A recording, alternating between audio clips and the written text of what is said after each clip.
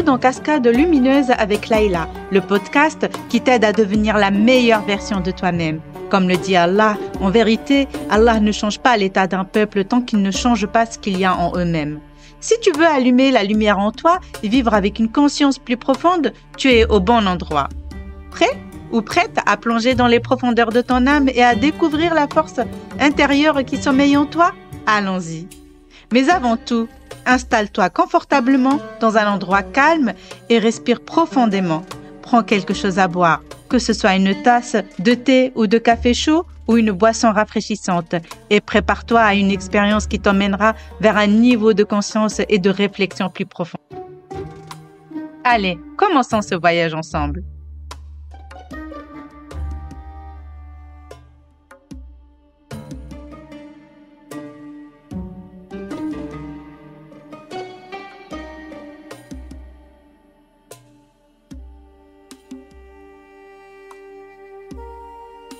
Assalamu alaikum wa rahmatullahi wa barakatuhu. Que la paix, la miséricorde et les bénédictions d'Allah soient sur vous et avec vous. Bienvenue dans le 10e et le dernier épisode de la série Miroir intérieur. Tout au long de ce parcours, nous avons exploré les différentes facettes de notre être intérieur et extérieur. Aujourd'hui, nous abordons un sujet fondamental pour notre bien-être et notre réussite. L'équilibre entre notre vie professionnelle et notre vie personnelle. Cet équilibre n'est pas un luxe, mais une nécessité absolue pour préserver notre santé mentale et physique et pour nous sentir épanouis dans notre quotidien. Nous vivons dans un monde qui bouge à toute vitesse, où les exigences professionnelles peuvent facilement prendre le dessus sur notre vie personnelle. Les longues journées au bureau, le stress et les deadlines, tout cela nous pousse à négliger nos proches et nos loisirs. Mais il est essentiel de comprendre que cet équilibre n'est pas un idéal inaccessible. C'est un élément clé pour améliorer notre qualité de vie. Pourquoi cet équilibre est-il si important? Tout simplement parce qu'un déséquilibre peut entraîner de l'épuisement, du stress et même des problèmes de santé. Lorsque nous consacrons trop de temps à notre travail, nous manquons de moments précieux avec nos proches et nous perdons le contact avec nous-mêmes. Cela peut non seulement affecter notre vie personnelle, mais aussi nuire à notre performance professionnelle et à notre satisfaction générale. Alors, comment trouver cet équilibre? Il existe de nombreuses stratégies que vous pouvez mettre en œuvre pour concilier votre vie professionnelle et votre vie personnelle. Nous allons explorer ensemble quelques-unes de ces astuces au cours de cet épisode. Restez à l'écoute pour découvrir comment trouver un équilibre sain et durable entre votre vie professionnelle et votre vie personnelle. L'islam est une religion qui appelle à réaliser un équilibre harmonieux entre les divers aspects de la vie. Il encourage à mener une existence équilibrée où les responsabilités professionnelles ne se font pas au détriment de la vie familiale, sociale ou spirituelle. Cet équilibre est une règle fondamentale pour atteindre le bonheur et la satisfaction, tant dans ce monde que dans l'au-delà. Parmi les principes fondamentaux pour un équilibre en islam, nous avons la modération. Al-Wasatiyya. L'islam prône la modération dans tous les domaines de la vie, afin d'éviter les excès et les carences. Par exemple, dans les dépenses, Dieu dit « Ne tiens pas ta main enchaînée à ton cou et ne l'étends pas non plus de manière excessive, sinon tu te retrouveras blâme et démuni. » Sourate Al-Isra, verset 29. L'islam encourage à trouver un juste milieu entre gaspillage et avarice. Dans le travail et le repos, exemple, le prophète a dit, sallallahu alayhi wa sallam, « Ton corps a un droit sur toi, ton Seigneur a un droit sur toi et ta famille a un droit sur toi. Alors donne à chacun son droit. » Le deuxième principe, c'est la responsabilité individuelle. Chaque individu est responsable de ses choix et de ses actions. Par exemple, au travail, le musulman est encouragé à accomplir son travail avec honnêteté et sérieux, conformément à la parole du prophète sallallahu alayhi wa sallam. Dieu aime que lorsque l'un d'entre vous accomplit un travail, il le fera avec perfection. Un autre exemple au sein de la famille. Les parents doivent consacrer du temps à éduquer leurs enfants, organiser des moments familiaux pour enseigner les valeurs islamiques et favoriser le dialogue. Troisième principe, l'importance de la famille. La famille est le pilier de la société et l'islam insiste sur le fait de consacrer du temps à ses proches. Par exemple, partager les repas en famille, s'asseoir ensemble pour manger renforce les liens familiaux et offre l'occasion d'échanger sur les défis du quotidien. Un autre exemple, participer à des activités communes, lire le Coran ensemble, jouer ou sortir en famille. Quatrième principe, la spiritualité joue un rôle central dans l'équilibre intérieur. Par exemple, la prière. La prière est une pause quotidienne qui permet de se ressourcer spirituellement et de retrouver son énergie. La prière de Fajr rappelle aux musulmans de commencer sa journée avec bénédiction.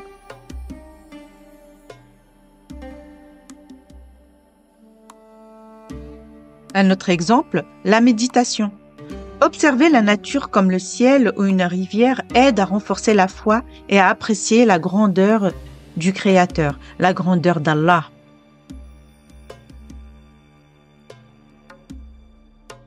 Le dernier principe, la gestion du temps. L'islam valorise la planification et l'organisation du temps. Par exemple, planifier sa journée. Commencer par la prière de Fajr, puis alterner entre travail, prière, repos et activités sociales. Un autre exemple, exploiter les moments libres, lire un livre utile ou assister à des cours d'apprentissage. Alors, comment appliquer ces principes dans la vie quotidienne? Premièrement, la prière. La prière est non seulement un acte d'adoration, mais aussi une occasion de renouveler sa concentration. Exemple, au milieu d'une journée chargée de travail, accomplir la prière du midi, Dhahr, permet de faire une pause, de recharger ses batteries et de retrouver son efficacité. Deuxièmement, le jeûne. Le jeûne renforce l'autodiscipline et approfondit la foi. Exemple, pendant le ramadan, le jeûne apprend à contrôler ses désirs, ce qui développe une meilleure maîtrise de soi dans les autres aspects de la vie. Troisièmement, la zakat. La zakat enseigne la générosité et le détachement des biens matériels. Par exemple, consacrer une partie de son revenu pour aider les nécessiteux ou financer des projets éducatifs renforce la solidarité sociale et procure un sentiment de satisfaction. Quatrièmement, les relations sociales. L'islam encourage des relations positives avec autrui. Exemple, visiter ses proches, silat ar-rahim. Le prophète sallallahu alayhi wa sallam a dit « Celui qui désire que sa subsistance soit élargie et que sa vie soit prolongée, qu'il entretienne les liens familiaux. » Un autre exemple, aider ses voisins. Participer à des activités communautaires comme nettoyer le quartier ou assister à un voisin âgé. Cinquièmement, le développement personnel. L'islam incite à l'acquisition du savoir et à l'amélioration de soi, jihad an-nafs. Exemple, apprendre une nouvelle langue pour favoriser la compréhension mutuelle et transmettre les valeurs islamiques. Ou même suivre des formations pour améliorer ses compétences professionnelles, améliorant ainsi son efficacité dans le travail. Explorons maintenant les bienfaits d'un équilibre dans la vie d'un musulman. Lorsqu'un musulman applique ces principes, il ressent une paix intérieure grâce à une vie équilibrée. Ses liens familiaux et sociaux se renforcent. Il parvient à équilibrer son travail et sa relation avec Allah. Il devient un exemple pour son entourage et contribue au bien-être de la communauté. l'islam offre un cadre global pour atteindre un équilibre entre les différents aspects de la vie. En adoptant les principes de modération, de responsabilité, de spiritualité et de gestion du temps, chacun peut mener une vie épanouissante et pleine de réussite. Appliquons alors ces principes au quotidien pour vivre dans l'harmonie et la satisfaction. Nous avons vu ensemble pourquoi il est essentiel de trouver un équilibre entre notre vie professionnelle et notre vie personnelle. Mais comment mettre cela en pratique au quotidien? Alors, comme d'habitude, je vous invite à prendre de quoi noter, votre stylo, et voici quelques clés pour vous aider à atteindre cet équilibre tant recherché. Premièrement, définir ses priorités. C'est la première étape cruciale. En identifiant clairement ce qui est important pour vous, vous pourrez allouer votre temps et votre énergie de manière plus efficace. Posez-vous les questions suivantes. Quels sont mes objectifs à court et à long terme? Quelles sont mes valeurs fondamentales? Ce qui me rend vraiment heureux. En ayant une vision claire de vos priorités, vous pourrez prendre des décisions plus éclairées et éviter de vous disperser. Deuxièmement, les techniques de gestion du temps. Une fois vos priorités définies, il est essentiel de mettre en place des stratégies efficaces pour gérer votre temps. Certaines techniques peuvent vous être utiles. Par exemple, technique de Pomodoro. Imaginez que vous devez rédiger un rapport de 10 pages. Au lieu de vous lancer tête baissée, vous allez utiliser la technique de Pomodoro. Vous fixez un timer de 25 minutes et vous vous concentrez uniquement sur la rédaction pendant ce laps de temps. Une fois les 25 minutes écoulées, vous prenez une courte pause de 5 minutes pour vous dégourdir les jambes ou boire un verre d'eau. Et ainsi de suite. Vous reprenez encore une fois 25 minutes et puis vous faites une pause de 15 minutes. En gros, vous faites 2 fois 25 minutes, une pause de 5 minutes entre les 2 fois 25 minutes et puis 15 minutes. Ça veut dire 25 minutes, 5 minutes de pause, 25 minutes de travail, 15 minutes de pause, 25 minutes de travail, 5 minutes de pause et 25 minutes de travail, ainsi de suite, jusqu'à ce que le rapport soit terminé. Et cette méthode vous permet de maintenir votre concentration et d'éviter la procrastination. Une autre méthode, la matrice d'Eisenhower pour organiser sa semaine. Prenons l'exemple d'une semaine type.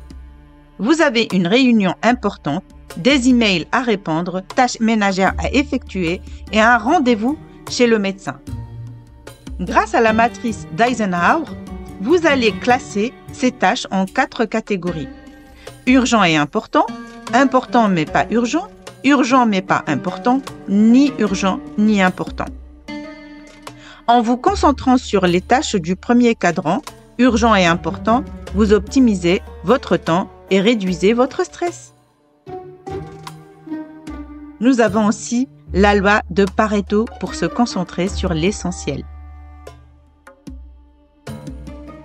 Vous constatez que vous passez beaucoup de temps sur des tâches qui n'ont qu'un impact minime sur vos résultats.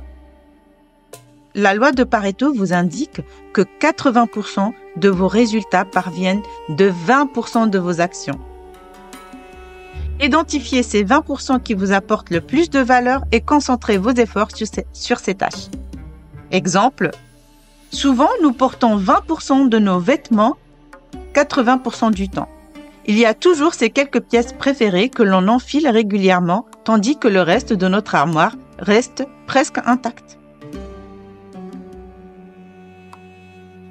Dans notre cercle social, 20% de nos amis sont à l'origine de 80% des moments agréables et des discussions intéressantes. Dans le domaine de l'alimentation, 20% des aliments que nous consommons apportent 80% de nos besoins nutritionnels.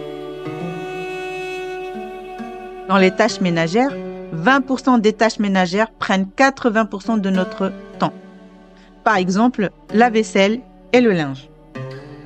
En résumé, cette règle nous invite à focaliser notre attention sur les aspects les plus importants de notre vie. La troisième clé, l'art de dire non. Il est important d'apprendre à dire non. En acceptant trop de responsabilités, vous risquez de vous épuiser ou de ne plus pouvoir vous consacrer à vos priorités. Alors apprenez à refuser poliment les demandes qui ne correspondent pas à vos objectifs. Quatrièmement, l'importance de prendre du temps pour soi. Prendre soin de soi est essentiel pour maintenir un équilibre sain. Accordez-vous chaque jour un peu de temps pour vous détendre, pratiquer une activité que vous aimez ou simplement ne rien faire. Cela vous permettra de recharger vos batteries et de faire face aux défis de la vie avec plus de sérénité. Cinquièmement, les bienfaits des activités de loisirs. Les loisirs jouent un rôle essentiel dans notre bien-être. Ils nous permettent de nous déconnecter, de nous amuser et de développer nos passions. Que ce soit la lecture, le sport, la musique ou le jardinage, choisissez des activités qui vous apportent du plaisir. En appliquant ces conseils au quotidien, vous serez en mesure de trouver un équilibre plus harmonieux entre votre vie professionnelle et votre vie personnelle. N'oubliez pas que cet équilibre est un processus continu qui nécessite de l'adaptation et de la flexibilité. Sixièmement, fixez des limites claires. Il est primordial de définir des limites claires entre votre vie professionnelle et votre vie personnelle. Une astuce efficace consiste à éviter de consulter vos mails ou de répondre à des appels professionnels en dehors de vos heures de travail pendant vos jours de congé. Cela vous permettra de reprendre le contrôle de votre temps libre et de profiter pleinement de vos moments de détente. Septièmement, communiquez ouvertement avec vos collègues et votre supérieur hiérarchique. Si vous sentez que vos obligations professionnelles empiètent trop sur votre vie personnelle, n'hésitez pas à en parler avec votre manager ou vos collègues. Il est souvent possible d'ajuster vos responsabilités ou votre emploi du temps pour mieux répondre à vos besoins. Huitièmement, déléguez les tâches lorsque c'est possible. Apprenez à déléguer certaines tâches, que ce soit au travail ou dans votre vie personnelle. En partageant les responsabilités, vous réduirez votre charge de travail et pourrez vous concentrer sur les aspects les plus importants. Neuvièmement, cultivez des relations sociales. N'oubliez pas l'importance de vos relations sociales. Passer du temps avec vos proches, vos amis ou rejoindre des groupes d'intérêt communs vous permettra de vous sentir soutenu et de déconnecter du travail. Dixièmement, prendre soin de votre santé. Une bonne santé physique et mentale est essentielle pour maintenir un équilibre de vie. Assurez-vous de dormir suffisamment, de manger sainement et de pratiquer une activité physique régulière. Onzièmement, établir des limites numériques. Dans notre société hyperconnectée, il est important de fixer des limites à l'utilisation des écrans. Définissez des plages horaires sans téléphone pour vous concentrer sur vos activités et passer du temps de qualité avec vos proches. Douzièmement, célébrez vos réussites.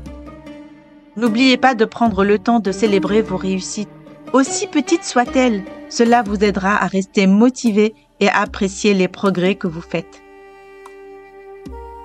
13e, pratiquez la pleine conscience. La pleine conscience est une excellente manière d'être pleinement présent dans l'instant présent, que ce soit au travail ou dans votre vie personnelle. Intégrez des pratiques comme la méditation ou la respiration profonde à votre quotidien pour réduire le stress et améliorer votre capacité à gérer les défis. Je vous propose un exercice de respiration pour gérer le stress. Installez-vous confortablement, fermez les yeux et portez votre attention sur votre respiration. Inspirez lentement par le nez en comptant jusqu'à 4. Retenez votre souffle pendant 4 secondes, puis expirez lentement par la bouche en comptant jusqu'à 6. Répétez cet exercice plusieurs fois par jour pour calmer votre système nerveux et réduire votre stress. Eh bien, ça vous dit de commencer ensemble maintenant? Allons-y. Asseyez-vous confortablement, étendez votre corps, fermez doucement les yeux. Prenez une inspiration profonde par le nez en comptant avec moi. 1, 2, 3, 4. Maintenant, retenez votre souffle, je vais compter. 1, 2, 3, 4. Puis expirez lentement par la bouche. 1, 2, 3, 4, 5, 6. Très bien. Je recommence encore une fois. Inspirez lentement par le nez. 1, 2, 3, 4. Retenez votre souffle. 1, 2, 3, 4. Et expirez lentement. 1, 2, 3, 4, 5, 6. Ressentez comment votre corps et votre esprit deviennent plus calmes. Répétons cela une troisième fois. Inspirez lentement. 1, 2, 3, 4. Retenez votre souffle. 1, 2, 3, 4. Et expirez lentement. 1, 2, 3, 4, 5, 6. Très bien. Continuez cet exercice chaque jour pour renouveler votre énergie et vous apaiser. Et félicitez-vous pour ce moment que vous vous êtes accordé. Il est important de garder à l'esprit que l'équilibre entre votre vie professionnelle et personnelle n'est pas un état figé que l'on atteint une fois pour toutes. C'est plutôt un processus dynamique qui nécessite des ajustements constants en fonction de l'évolution de nos besoins et de nos responsabilités. En mettant en œuvre ces stratégies, vous pourrez rééquilibrer votre vie et améliorer votre bien-être général.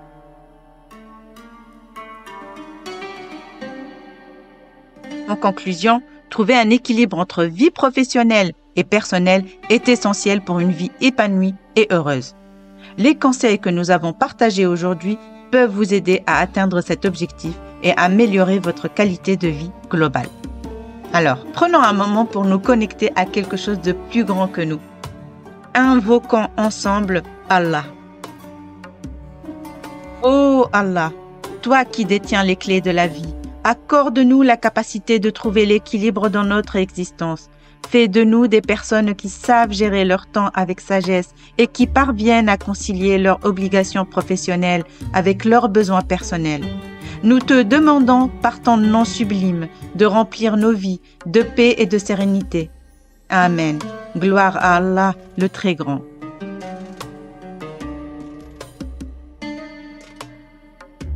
En conclusion, trouver un équilibre entre notre vie professionnelle et notre vie personnelle est un défi permanent. L'islam nous invite à la modération et à la recherche d'un équilibre harmonieux entre nos différentes responsabilités. En cultivant la gratitude, la patience et la compassion, nous pouvons trouver la paix intérieure et vivre une vie plus épanouie.